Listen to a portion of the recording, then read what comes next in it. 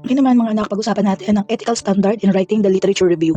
So ang pagsusulat ng literature review ay hindi lang pinag-uusapan dito na dapat mo ilagay ang sources ng mga authors.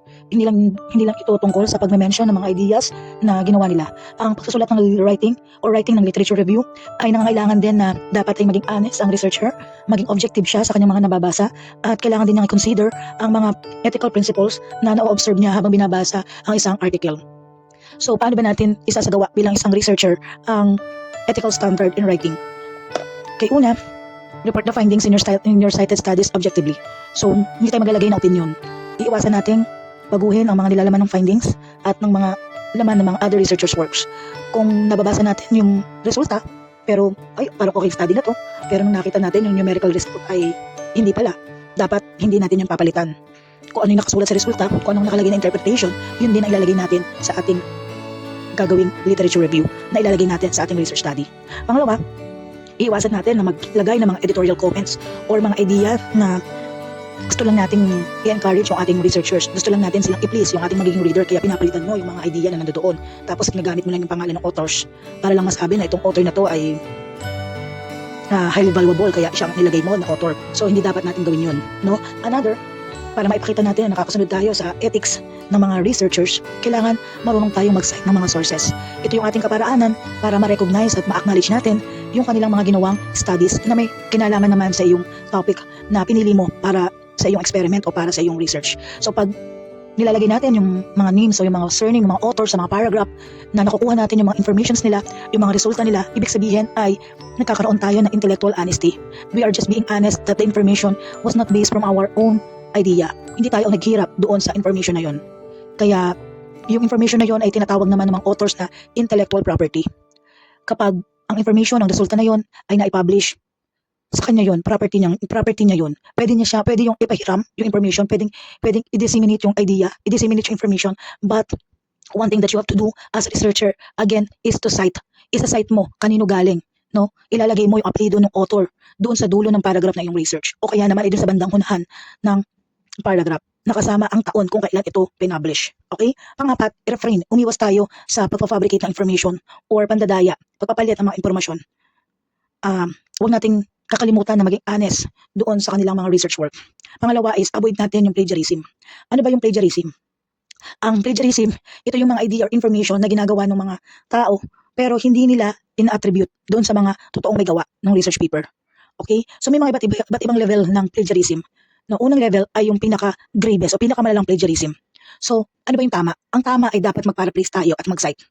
Pag hindi natin naisagawa yun, ibig sabihin, nagpe-plagiarize tayo. Plagiarize yung ating research. So, anong consequence? Pag kayo ay nahuli at may nag-claim na sa kanila yun, pwede kayong makulong.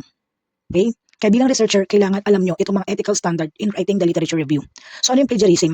Una, isa sa malalang plagiarism, kinokopya lang ang full paper word for word. Ito yung copy-pasting without acknowledging the source. In-acknowledge mo pero kinopy-paste mo. Plagiarism ba yun? Yes, plagiarism pa rin. Anong hindi mo ginawa? Paraphrase. Anong dapat mong ginawa? Anong dapat mong ginawa? Paraphrase. Okay?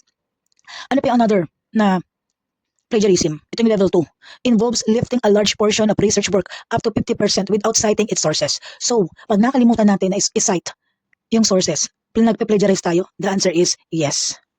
Okay, level 3 ng plagiarism involves the copying of specific version of another work without citing it. This portion may include sentence or paragraph.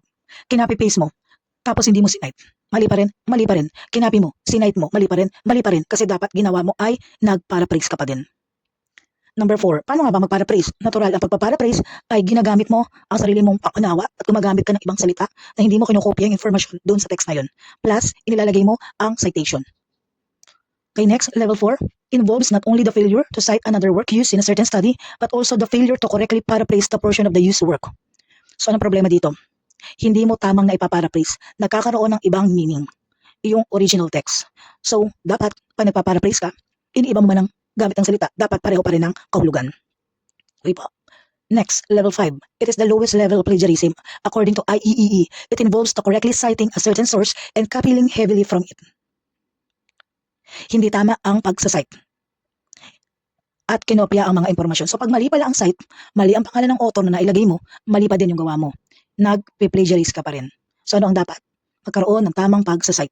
Okay? So, paano ba tayo nagsa-cite? Kinukuha natin ang citation part. So, usual naman ngayon sa internet, nakalagay na doon yung citation. Ika-copy-paste mo na lang talaga siya sa iyong references. Okay? At minsan naman, isa-isa mo siyang kinukuha. Kinukuha mo yung title, kinukuha mo yung o tanong, kinakopy mo yung information ng saan siya nag-journal, saan ang nag-publish, anong journal article yon, anong journal title yon. So, yun ang mga content na dapat ay meron ka sa reference list. At the same time, yung apelyido nung first name, the last name of the first author, yun dapat ang nakalagay doon sa huling paragraph ng iyong paper. So, ano bang penalties sa plagiarism?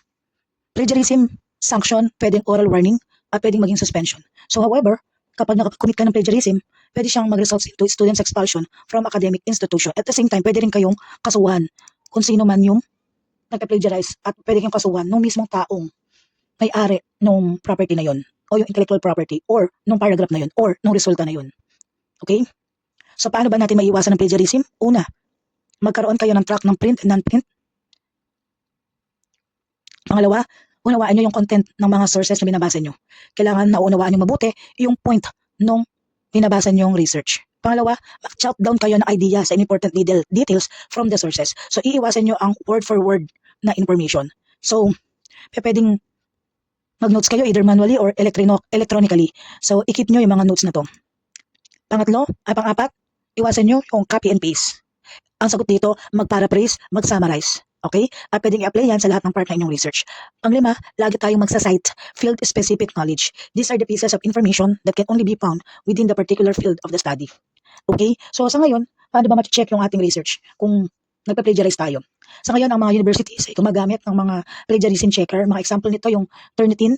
Okay? Isasalang doon yung paper, nilalabas ilang percent siya plagiarize. So ang katanggap-tanggap lang usually is yung iba ay 5% lang dapat.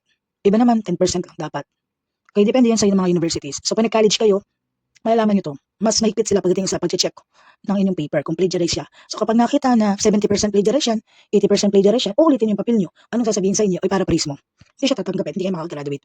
Kasi nga, kasama rin yung pangalan ng school kapag pinablish yung inyong research paper. So, pag kayo nag-college na, malamang sa malamang, ipapublish yung paper nyo. So, bago i-publish yan, dadaan muna yan sa mga peer review research personnel. So, kung sino man yung mga peer review na yan, yung mga group of researchers na magtitingin ng paper nyo, sila mag-decide kung pa-publish o hindi. Kasi once na pinablish yan, i-open yan. No, i-open yan sa worldwide. So, online. No, so, kahit sino ay pwede makatingin ng inyong research paper. So, kung merong mag-claim no, hindi nyo na paraphrase ang tama, pwede nilang kayong i-trace at kasuhan. You understand? So, yun yung effect kung bakit kailangan maiwasan natin yung plagiarism. Okay po?